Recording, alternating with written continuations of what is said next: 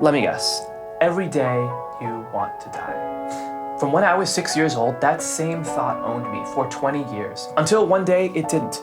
Now, I want to tell you what I did on that day because I'm sure you haven't heard about it before. And I want to keep it short, so I'll tell it to you with a brief beginning, middle, and end. Here we go. When I was a child, 13 years old, I wrote a letter to 3 people, and it detailed in depth how hellish it was to be their son and younger brother. And it made me so happy to imagine them reading that letter and then finding my dead body. That's the beginning. And here's the middle. For years and years, this fantasy is all I think about, day and night.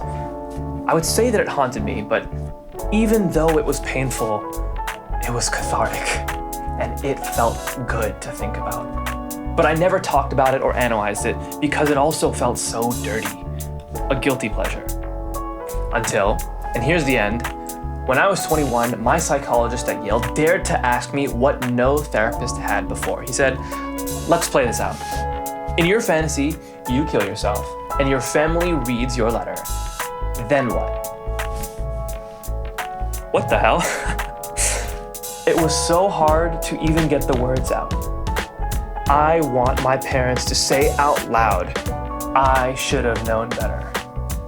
I should have known better. Underneath my fantasy of death, that was always my true desire. And that realization had always been waiting for me, hidden in that fantasy. And then he said, can you at least try to achieve that while still being alive? Can you undercut your fantasy with action and tell them that you need to hear those words? And spoilers, the answer was yeah. That confrontation was possible. And even though we stopped talking for a while afterwards, I was freed from that specific fantasy. Our fantasies point us to our deepest desires.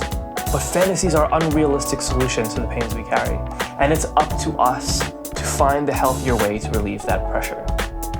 Who knows how many more years I would have lived with that plague inside of me if I had waited to start looking at my fantasies like crystal balls. But when I was 26, I finally addressed the last of my childhood fantasies, and I faced the last person that I needed to face.